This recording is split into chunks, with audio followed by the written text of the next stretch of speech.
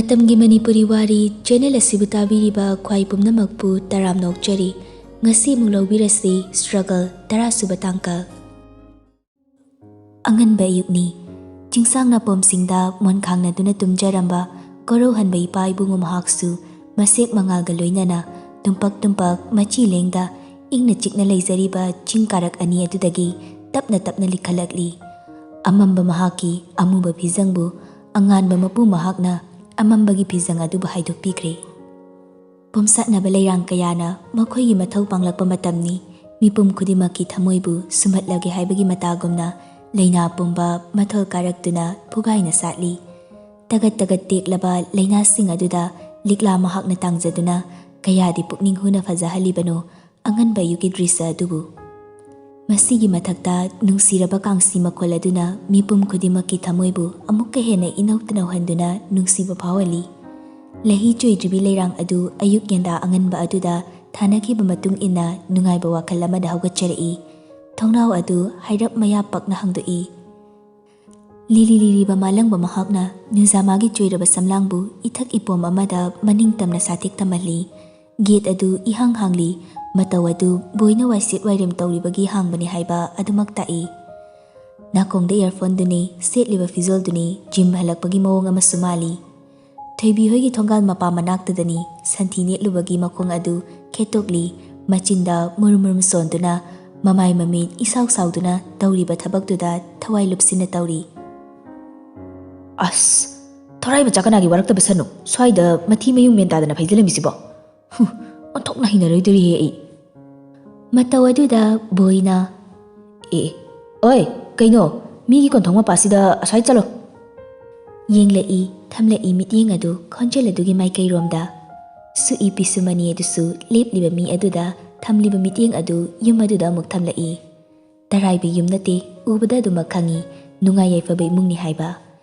urai thongnau aduda ngasaidagi tawnariba sing amadi prakritigi phajaba yenglamniba thoibi maithong tangkhaini uriba mapung phade suklamba pisum mahaksu mafam chana thamkhre thauraba mityeng aduna thoibigi maithong adubu mapum oina unaba hona jarai boy kainune ngawradi soida ngakanu mi thongal sida boy gate adu purpap thingzili thoibi masu nupa adugi mityeng aduda mamai adu sat leishinki luang lemba as changkreni kanano sibo aina nahan khai khari da chatpage sigumbase uba phangdabo rizala ngasi ka gariya dabagi khongda lakpa santhini alubagi dawsidi hai kan re sidi nupa du matanta wahang kaya mahangli pakhum sumasa matanta pizari migi thongal mapani kuina leplabadi pharak tarakani khalabra khangdi nupa mahaksu mayumage pangkre thoibi masu makhada kumlai sarat machabu ubada kaurai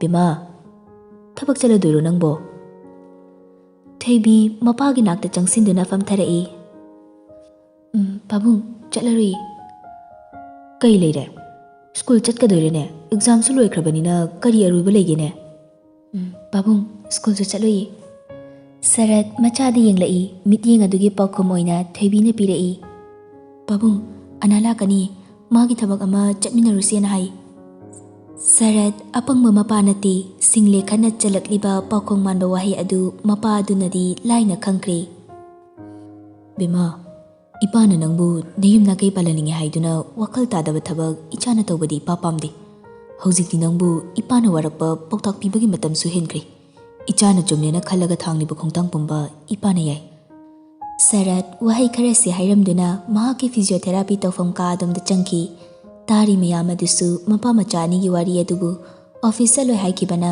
makhoi ataisu yumgi oiba masa masagi mathau tawnari potha ninglibani ngaiak makhoisu miyoibani awaba masak khanglibani mathauni khalaga pangthok pangaktani tanja aduda anagi kari adu Thoibi gi sumang aduda khami Thoibi kaurei ayak khonjel amaga loinana Thoibi khonjel aduda hogattuna anabu kaushin betolei Ema, ana, chango. Kem tawramdrina nangdia. Kuirui, thuna loisilake, ai kada famlu lao. Hoida, nganbudi ngalibani, tanja fangena isu nganta hekta laibani. Ai nang kadaga famoy, makada leramgi. Pabungdi. ꯄꯥꯕꯨꯡꯕꯨꯗꯤ physiotherapy ꯇꯧꯐꯝꯗ ꯂꯩꯔꯝꯒꯅꯤ. ꯑꯣ. ꯊꯣꯏꯕꯤ ꯑꯅꯥꯅ ꯌꯥꯗꯗꯨꯅ ꯃꯍꯥꯛꯀꯤ ꯀꯥꯗ ꯀꯥꯗ꯭ꯔꯤ. ꯔꯤꯀꯤ ꯁꯣꯝꯗ coffee ꯂꯣꯜꯂꯤ. ꯔꯤꯀꯤ ꯕꯔꯨꯟꯕꯨ ꯂꯣꯟꯅ ꯀꯧꯔꯛꯏ. ꯕꯔꯨꯟ, ꯕꯔꯨꯟ, ꯍꯣ ꯕꯔꯨꯟ. ꯀꯩꯅꯣꯍꯦ, ꯁꯣꯝꯗ ꯀꯣꯜ ꯂꯤꯛꯁꯦ ꯇꯩꯊꯣꯛꯏꯉꯩꯁꯤꯗ. ꯁꯤꯝꯇ ꯄꯤꯕꯤꯔꯨꯁꯨ. ꯃꯁꯤ ꯍꯥꯏꯗꯨꯅ ꯀꯣꯐꯤ ꯀꯞ ꯑꯗꯨ ꯕꯔꯨꯟꯗ ꯊꯥꯡꯖꯤꯜꯂꯛꯏ. ꯆꯠꯂꯣꯍꯦ, ꯗ꯭ꯌꯨꯇꯤ ꯂꯥꯟꯖꯟꯅꯒꯨꯝꯁꯤꯀꯣ. ꯆꯠꯂꯣ, ꯅꯪ ꯑꯗꯨꯝ ꯄꯤꯔꯨꯁꯨ. ꯑꯁꯤꯒꯤ ꯅꯨꯄꯤꯁꯦ ꯑꯩ ꯀꯌꯥ ꯀꯩꯗꯧꯗꯦꯃꯤ. ꯁꯛꯇꯥ ꯅꯪꯅ ꯅꯨꯄꯤꯒꯁꯨ ꯈꯟꯕꯁꯦ. ꯆꯠꯂꯣ ꯑꯥꯗ. ꯔꯤꯀꯤ ꯕꯔꯨꯟꯅ ꯀꯣꯐꯤ ꯄꯤꯌꯨ ꯌꯥꯔꯛꯇꯕꯗꯨꯗ ꯇꯟꯅ ꯇꯟꯅ ꯎꯄꯥꯏ ꯂꯩꯇ ꯀꯤꯆꯟ ꯔꯣꯝꯗ ꯊꯣꯛꯂꯛꯏ. ꯇꯦꯕꯜ ꯑꯗꯨꯗ ꯀꯣꯐꯤ ꯑꯗꯨ ꯊꯝꯃꯤ. ꯔꯤꯀꯤ, ꯑꯌꯥ, ꯈꯨꯗꯩꯁꯤꯒ ꯉꯁꯥꯏꯗꯒꯤ ꯅꯪ ꯌꯦꯡꯕꯗ ꯉꯛꯁꯝ ꯃꯔꯤꯒꯁꯦ ꯀꯩꯅꯣꯝ ꯇꯧꯔꯛꯑꯦ. ꯃꯁꯤ ꯍꯥꯏꯗꯨꯅ ꯑꯅꯥ ꯃꯉꯛ ꯑꯗꯨ ꯍꯨꯠ ꯍꯨꯠ ꯂꯩꯗꯨꯅ ꯅꯥꯔꯦ ꯍꯥꯏꯕ ꯑꯗꯨ ꯎꯠꯂꯤ. ꯀꯩꯗꯧ ꯌꯦꯡꯕꯤꯌꯨ ꯍꯥꯏꯒꯦ? ꯀꯜꯂꯛꯄꯒꯤ. ꯔꯤꯀꯤ ꯃꯁꯥ ꯑꯗꯨ ꯃꯈꯨꯠ ꯑꯅꯤꯗꯨꯅ ꯍꯥꯏꯔꯞ ꯈꯜꯂꯤ. ꯑꯅꯥꯒꯤ ꯋꯥꯍꯩ ꯑꯗꯨꯗ ꯔꯤꯍꯥꯟꯁꯨ ꯃꯅꯥ ꯂꯩ ꯀꯛꯎꯕꯒꯤ ꯀꯥꯇꯤꯗꯨꯅꯤ ꯀꯩꯅꯤ ꯒꯥꯔꯗꯦꯟ ꯔꯣꯝꯗꯒꯤ ꯆꯪꯉꯛꯄ ꯇꯟꯖꯥꯅꯤ. ꯔꯤꯀꯤꯒꯤ ꯃꯇꯧ ꯑꯗꯨ ꯉꯪꯂꯞꯅ, ꯔꯤꯍꯥꯟ. ꯀꯩ ꯅꯪ ꯇꯧꯏꯗꯨꯅ? ꯔꯤꯍꯥꯟꯗꯨ ꯑꯅꯥ ꯐꯝꯂꯤꯕꯗꯨ ꯎꯗꯦ.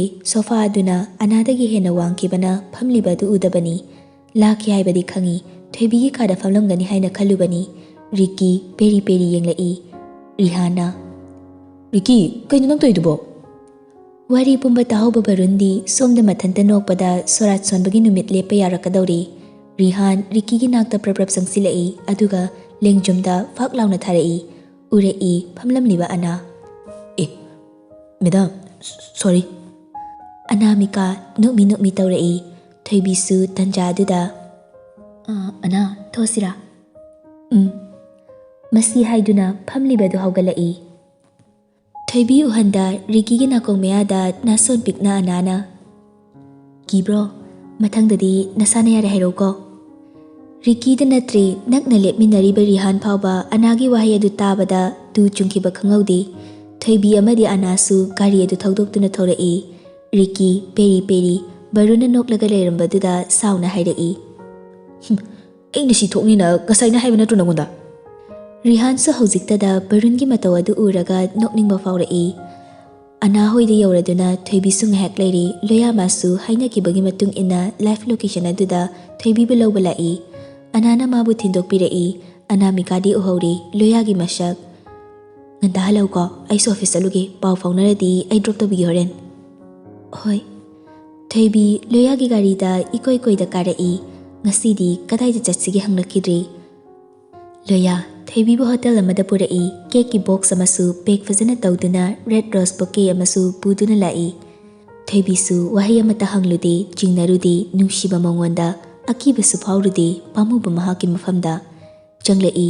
ꯔꯨꯝꯒꯤ ꯀꯤ ꯑꯗꯨ ꯄꯥꯏꯗꯨꯅ ꯍꯧꯖꯤꯛꯇꯗ ꯂꯣꯌꯥ ꯋꯥ ꯍꯥꯏꯔꯛꯏ. ꯊꯣꯏꯕꯤ, ꯅꯪꯅ ꯆꯥꯅꯤꯡꯕꯗꯣ ꯀꯣꯜ ꯇꯧꯔꯒ ꯍꯣꯇꯦꯜꯁꯤꯗꯒꯤ ꯑꯣꯔꯗꯔ ꯑꯗꯨꯝ ꯇꯧꯈ꯭ꯔꯣ. ꯊꯣꯏꯕꯤꯁꯨ ꯂꯣꯌꯥꯅ ꯍꯥꯏꯔꯤꯕ ꯑꯗꯨꯃꯛ ꯇꯧꯏ. ꯀꯣꯜ ꯑꯗꯨ ꯇꯧꯕ ꯂꯣꯏꯗꯨꯅ ꯕꯦꯠ ꯑꯗꯨꯒꯤ ꯀꯥꯆꯤꯟꯗ ꯊꯣꯏꯕꯤ ꯆꯪꯁꯤꯟꯗꯨꯅ ꯐꯝꯃꯤ. ꯊꯣꯏꯕꯤ ꯂꯣꯌꯥꯅ ꯐꯝꯂꯤꯕ ꯑꯗꯨꯗꯒꯤ ꯂꯥꯞꯅ ꯐꯝꯈꯤꯕ ꯑꯗꯨꯗ ꯂꯣꯌꯥꯅ, ꯑꯗꯨꯃꯥꯏꯅ ꯇꯧꯅꯕ꯭ꯔꯣ? ꯊꯣꯏꯕꯤ ꯀꯔꯤꯁꯨ ꯍꯥꯏꯗꯦ. ꯏꯀꯥꯏ ꯈꯥꯡꯕ ꯑꯣꯏꯅ ꯃꯣꯕꯥꯏꯜ ꯑꯗꯨꯗ ꯑꯗꯨꯃꯛ ꯌꯦꯡꯗꯨꯅ ꯇꯨꯃꯤꯟꯅ ꯂꯩꯁꯤꯟꯅꯩ. ꯂꯣꯌꯥꯅ, ꯀꯦꯛꯁꯦ ꯍꯧꯖꯤꯛ ꯀꯛꯂꯁꯤꯔꯥ? ꯅꯠꯇ꯭ꯔꯒ ꯍꯣꯔꯦꯟ ꯑꯣꯔꯗꯔ ꯇꯧꯈꯤꯕꯗꯣ ꯄꯨꯔꯛꯂꯒ ꯀꯛꯑꯁꯤꯔꯥ ꯊꯣꯏꯕꯤ? ꯑꯣꯔꯗꯔ ꯇꯧꯈꯤꯕꯗꯣ ꯄꯨꯔꯛꯑꯒ. ꯊꯣꯏꯕꯤꯒꯤ ꯋꯥꯍꯩ ꯑꯗꯨꯗ ꯂꯣꯌꯥ ꯅꯣꯛꯃꯤ ꯅꯣꯛꯃꯤ ꯊꯣꯏꯕꯤꯒꯤ ꯅꯥꯛꯇ ꯆꯪꯁꯤꯟꯗꯨꯅ ꯐꯝꯊꯔꯛꯏ. ꯊꯣꯏꯕꯤꯒꯤ ꯈꯨꯠ ꯑꯗꯨ ꯂꯣꯌꯥ ꯇꯞꯅ ꯄꯥꯏꯔꯛꯏ. ꯊꯣꯏꯕꯤꯒꯤ ꯈꯨꯠꯁꯥ ꯑꯅꯤ ꯑꯗු ꯅꯨꯡꯁꯤꯅ ꯌꯦꯡꯖꯗꯨꯅ, ꯉꯁꯤꯗꯤ ꯑꯩꯕꯨ ꯂꯝ ꯍꯦꯜꯂꯤ, ꯄꯨꯛꯅꯤꯡ ꯋꯥꯔꯛꯄ ꯉꯝꯗꯦ ꯍꯥꯏꯅꯁꯨ ꯈꯟꯒꯅꯨ. ꯃꯁꯤ ꯄꯨꯝꯅꯃꯛ ꯅꯪꯕꯨ ꯅꯨꯡꯁꯤꯕꯅ ꯊꯧꯅꯥ ꯑꯣꯏꯍꯜꯂꯤꯕꯅꯤ. ꯊꯣꯏꯕꯤꯒꯤ ꯃꯣꯕꯥꯏꯜ ꯑꯗꯨ ꯂꯥꯝꯗꯨꯅ ꯇꯦꯕꯜ ꯑꯗꯨꯗ ꯊꯝꯕꯤꯈ꯭ꯔꯦ. ꯃꯈꯨꯠ ꯑꯅꯤ ꯑꯗꯨ ꯄꯥꯏꯁꯤꯟꯗꯨꯅ ꯂꯣꯌꯥꯒꯤ ꯆꯤꯝꯕꯥꯜ ꯃꯌꯥꯗ ꯊꯝꯂꯛꯏ. ꯈꯪꯍꯧꯗ ꯑꯃꯨꯛꯇ ꯐꯥꯎꯈꯤꯗ꯭ꯔꯤꯕ ꯃꯤꯍꯨꯜꯒꯤ ꯈꯣꯡꯖꯦꯜ ꯑꯃ ꯊꯣꯏꯕꯤꯒꯤ ꯃꯁꯥ ꯄꯨꯝꯕꯗ ꯆꯣꯡꯂꯛꯏ. ꯈꯪꯍꯧꯗ ꯃꯄꯤ ꯏꯔꯥꯁꯨ ꯆꯦꯜꯂꯛꯏ. ꯉꯥꯡꯇꯛ ꯇꯧꯕ ꯈꯖꯥꯏ ꯑꯅꯤ ꯑꯗꯨꯁꯨ ꯍꯩꯈꯥ ꯑꯃꯨꯟꯕꯒ ꯄꯥꯡꯈꯛ ꯑꯣꯏꯈ꯭ꯔꯦ. ꯅꯨꯡꯁꯤꯕꯒꯤ ꯏꯄꯥꯛꯇ ꯏꯔꯥꯛꯅꯔꯦ ꯊꯣꯏꯕꯤ. ꯀꯔꯝꯅ ꯅꯥꯟꯊꯣꯛꯎꯒꯅꯤ? ꯊꯣꯏꯕꯤ ꯂꯣꯌꯥꯕꯨ ꯃꯍꯥꯛꯀꯤ ꯅꯨꯡꯁꯤꯅꯔꯤꯕ ꯅꯨꯄꯥ ꯑꯃ ꯑꯣꯏꯅ ꯎꯈꯤꯗꯕꯅꯤ. ꯃꯍꯥꯛꯀꯤ ꯐꯦꯃꯤꯂꯤ ꯃꯦꯝꯕꯔ ꯑꯃꯒꯨꯝꯅ ꯇ꯭ꯔꯤꯠ ꯇꯧꯈꯤꯕꯅ, ꯐꯠꯇꯕ ꯍꯥꯏꯕꯗꯨꯁꯨ ꯃꯁꯥꯗꯒꯤ ꯄꯨꯝꯅꯃꯛ ꯃꯥꯡꯈꯤꯕꯅꯤ. ꯅꯨꯡꯁꯤꯕꯗ ꯑꯍꯦꯟꯕ ꯊꯥꯖꯕ ꯊꯝꯂꯨꯕꯅ ꯀꯌꯥꯃꯨꯛ ꯌꯥꯝꯅ ꯀꯥꯏꯕ ꯑꯃꯗꯤ ꯀꯥꯏꯗꯕ ꯍꯥꯏꯕꯗꯨ ꯊꯣꯏꯕꯤꯒꯤ ꯃꯔꯥꯏꯕꯛ ꯑꯁꯤꯗ ꯈꯪꯒꯗꯧꯔꯤꯕꯅꯤ. Nungshibagi lanfamni lalong yata yeknabani khanda nungshibana pumnamak joy toba ngamgani khanba simakna Thoibigi aranba natraga achumba khongthang oigadawribra thamoy anigi marini thamoy anigi yanabani thamoy anigi apambani nungshibadagi phaurakpa thangtharakpa ngaktani apamba haibasu kalakpa haibadusu pullari loyamagi mafamdadi pumnamak nungshidaba natti pamdaba natti Thoibi mabu adubu Thoibi mu mahakna munna khangde thamoy amagi mari nattana kalak udi ahenba lanthum mihaurudi arang arak adubu mahaki skul adubu chalaiba ngamgadabi larik laisu matik chana haibi mi thengnaba ngamgadawbi nupidudi pamjari Thoibi mahaki wakhalona masagi service mahaki thabak amata uthokta thamoy magi asing manungsiba adubu thikibani loya magi mawong matauda pamjaruba kharana lupkibani thawai hakchang pumba mipum khudimak hiram khudingda perfect loina oyu haibadi leitabani adumakna hiram khudingda thauna phabi lairik laisuda hiram khudingda mangchil tharibi Thoibi masu nungshibagi lanfam asidadi maithiraba lanmi amani nungsiba mahakna pumnamak oikhrabada thawai hakchang animak amatta oikre numit aduna Thoibi amadi loya yengjari Thoibigi mitfam hongbang ngamhandaba maithong adubu punsinbigi joithokliba samlang adusu ikaiduna locheki loyamagi mathanungda pukning nungsiba amadi ikaiba harauba nungaiba pumnamak Thoibi magi mafamdasu pullari loyabu mahaki oire khanglabada hana thamlamba nungshibagi chang adudagi hengatkre pungani makai kharadi hele loya tapna hogalai loya Thoibi taru taru pangliba mitna aduna yengjarei hairu tari haibani matawado Councilgi exam haidokpa numit aduda ai nangbo aigi yum aduda pusinba pami nangna engagement haibadusu dada ngakpa pami adubu ngasidi nang ai amata oikre nungshina pakhum adumak pizarei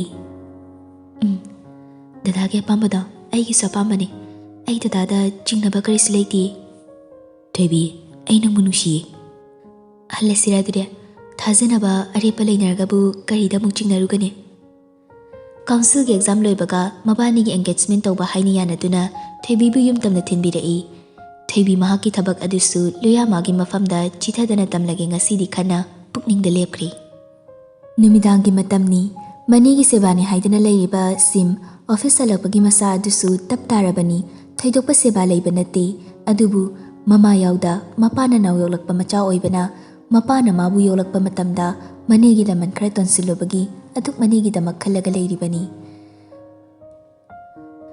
ngayak awaba pothajari ngai matam aduda ana simda call tawrei hello sim how tai aduburo ai di dangsa kamai ngangne call se pai bada ngai aduburo ai nangwari do kona ai se han ta ko ba Thoibi gi nupa da masak khubajama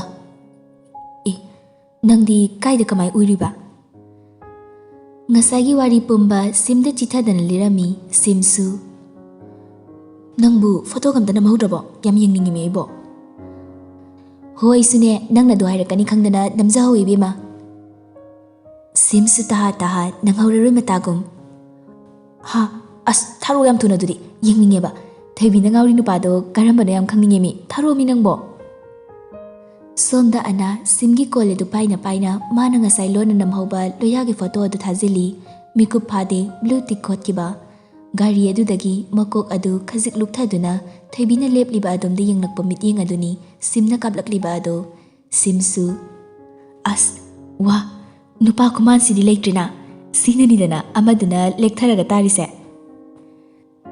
sim photo adu da munna sum yengi ningsingba thoktaba mana masada ningsingnaba madi fawalakli ningsingnabasu kanna honari ana simna tumina sum laikiba aduda kainu he tumina sum laisibo handak holiday da punna thengnase hainabani aduda sak oina fajana khangnarase sim wakaladu amada lairibani laifam suthokpani loyagi masakta nati simna hana ukiba amagumna masada ningsing mangjing tawduna ningsingnaba honariba ataida nati loya gari adudani loya magi gari aduga manaba manipurda aduki matik lei adubu khetnariba haibabu back side ki class aduna napliba compass sticker adudani ningsing bathok simsu tapna pakum pirei Hoi, adamai thengnarse sa khangnaba haidudi. Ado ai thamageko ibema nang asise kainomi tawhi he. Simsu thoina luna khanjiludri phone adu thamkrabada Minaraba hoigi kitchen da changai. Minaraba mobile da wari saduna leirami laknarei manaupi simna. Henwaliko chena kuido manjalaktreko. Sim changlakpa aduda mamai adu leisilaktuna hanglai. Sim nangmu chak lamabo. Kitang lamgum lakum. Ado nini di chakraba natro. Chakre. Mamusu TV ngawi itay su pamauri. Loi chakre bema nang na phone da wari am kana chikthau badida yepiram drabani ibani kak ngairi charge law nang suwari sabalorabani na. Minaraba call adu da mo. Tamo ai lore goina tawrage. Minaraba call adu kaktuna machin manau ani adu chak chaminari sim wa haudorai. Chena khangnari nupado mamoge itega da haiba hangoirasu nini da dimasa khangalu yadro. Minaraba chana adumak pakhum pirai. Aisu khangna halage haina khale. Thuna khangna na batau ko che nini na duna leiribase ayambadi chige itega gi wakaldani. Mani matang chadabadani sim jesu wa kangthokpa ngamdribase manadi chelasi na adum haibani. Aisu thabak simadi mentaningi. Hoi, adusu chumme che. Ado loshilasi che. Aisu imanabi amaga wari krasado bala yengasidi. Hoi, loshilasi. Masi haiduna kolik adu loshiminai. Thoibisu mapaga loinana chak chaminaraba matung mahaki ka aduda ngasai kaklakiba cake adugi photo adu halakpada frame chanduna purakpani. Frame aduda mitsna ani du choithokta Matamgi penjana adumak thawai tani yengdi.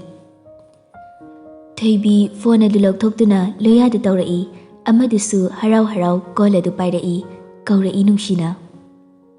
Alo Thoibi da kaidoramino. Handak 11 loikiba 12 kagadaba students sing adugi lesson plan amadi makoigi tonganba section singi ngasi meeting tawi hayi. Dadadi Thoibi gi nakta leidana meeting si yaudre. Adugi yenglambani. Da thabak chiladi Thoibi thamora. Yani adum payu dada si solution ki ko. Loya chi chang sing amadi student singi list sing adu file adu da hapchili aduga locker adu hangdoktuna file adu amuk hapchili. Thoibi. Nang nasado kasi tawdabra. Tawdi. Kayguma tawradi dada da hiraw ko. Kaisumbudi tawroida. Thoibi mahakna tawriba sinpam pumba loya magi mafamda tamjaragi khangalage haina machin adu kathokcharai. Da Thoibi. Thoibi dada kolam lai amta payi ko. Thoibi wa haiba nang haudri loya na kakhibana hankre. Thoibi mathamui adu khajik nungai jahaude adubu hena luna khanjin jarude. Ngasai meeting ya haude hairam kibani adumakna school gi arubo iramgani khana adumak phana khandokli somdasu. Tamo kanano waiting sina. School gini kaidore. Phone torokpa yadra haise. Yaiba. Tamo. Imana tamoga sa khangna ningi hayi. Nahana aidi khangna gena haina. Nangna adu adana adum tawra leirentro. Ado kay numita laki haino. Suti numita. Ado noi baba hoy tamucho hoy dili helangon ko ay hainaroy. Leirasu kay doge. Nangonda kairi da boyradi kaysu kaydi. Simsu Minarabaga ka matada laybana machina sanariba wari adu tabana nokfit tawjarai. Tanja dumaktadani Thoibi simda call tawrai simsu paikhatli. Hello Thoibi. Khonjela du pikna. Kaidoragi bema nawau naruraga mutnungagadra haraga nangna tuktarisina kaidorino. Kaistodida nangsidi. Hairo kaida unaruge. Jingnaba laita asengbadumak khumjarai. Hotelda. Sana hotelda. Nateba. Noidi adudadi kaigia. Ses, degree wangkala iraba. Thoibi ikaina wari pumba lizai. Sis, midi moana ga yam lun taubi ko, yade ko. Adu Thoibi, aikoi su khangalu ko, natomta tumin taugano, maduna kaibyam lakani. Sim, khangan bedi kai sukaidi. Ai isagi personal matter, relationship asida third person ama involve tawbada, tahoningdabagi sum tawbani. Manasu kaya pamdaba ubaduda, ainasu henjina hairudraba. Hoiba, khangiba, interfere tawge haiba nateba. Aikoi sum imanabigi BF ni masak faudi khangna beyaidana. Anadasu aina haikrabani, nangondasu haigena adugi call tawraini. Hoi bema, ngasai na tajare pao, thangna yam lerami ko mi machadi. Sim, ai mabu thamoi sengna nusi manbana aigi haiba mata khakta oizaba haiba do leita pumnamak sinagre. Hoi, nusibagi machane Thoibi, adubu adumna kuina di leiganu luhongnaba tawsi. Sim, ai su khangi.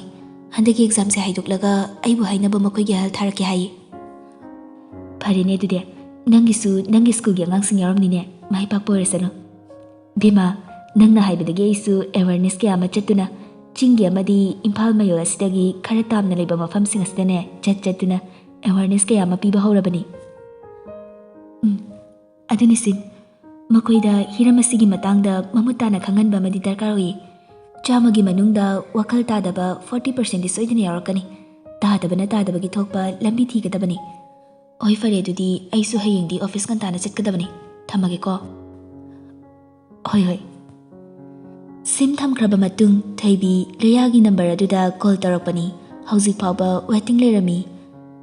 Thoibi ngasidi tasengna sauningli mathwai adu nungaitri. Nupa mana manakta leibiduna mahaki thamoigi oiba warol pumba taninghankibani numittumadi. Chingnabasu helakli asauba aduna phathaba ngamda text ama thaki. Karamba kayamna luba office ki wari oidino. Ahinga sida waiting adumak lerisibo. Hayengna karamba semjin sajinba pakhumna aibu thembidoino. Thoibi su wahai khara adu text tharamduna sor adu thabe dholai. Mafam marang khangda mitlu anidagi pirang masu sintharakli. Headphone adu lauduna luya makoi anina hanba wari sanakiba recording adu thaduna tarami. Pirang marak aduda amuksu momonokli luya magi Thoibi mabu lakna mamanba nushina loinaba wahi wata adunani. Thoibi mana khangauda minok ama tamlakliba adu. Audio adu tana Thoibi adumak tumthakri. Mathangi numitni kaurai mangon adudagi lemba. Ma, hui ma. Kumlai mama ibema purni. Tare. Mama adu imung romdagi thorai. Luang lemba mama bu ubada. Ma, ai ngasidi delivery case ani lei. Amana nipanda, amana mangada. Morning chatkibaduna marakta halaroi ai. Halakpasu thengakadaba male. Chak to aigidi hapirano. Ai horen hospital loina charage. Aima, ima thongatluge nangnine. Pungsu manga khak tabada ngairi. Napana ne chak pijagidena aingonda horen amuk lan sanine. Ima, yani ai gym chalukige halaga dum chaladabane. Breakfast to khak thambiramu. Luang lemba mangol adudagi kumthai. Bungo, nangi gari sodi. Ma, cycle in chatuni. Karinu harisibo. Mamagi pakumadu piramda nokmi cycle adu thauduna thoki. Imungdagi mapa adu spek adu taithok tuna thaurai. Mama, nachaga kari wari no ne mangol sita sanaribadubo. Purni illiba fi adu segada onthai aduga pakum pirai. Ho delivery case ani layi chak charoi halakpada thengani chak hapanganu sini. Nacha sibok chak pijaraga hospital da thaba ngamdrabani ni na. Adumaiga di haibinu da moi baba. Jilhai kankre da mama. Namau thanagumba malaudradi yaridori. Nangi jilhai da imau lamba paba ngamloi. Ngamgadauba maku ainane ikut chaba thiba tabani. Thiyu. Nacha nupasina ne maraina nupiduda chatlaga haidok charuni. Ichana paibana syringe imaugi na nongmai oidini. Aduna kanana ngamni adum khallo. Nupi phauba leitri thanage saga su tauri. Nongmai paiba yamna pamagana ne makoi pabungbo aina ngasi museum da puni. Thaini pai puna pairamba sizinaramba berel acho bayam khindai adugi manakta puba soro. Mangol jaw nok tana gate lomda thoki.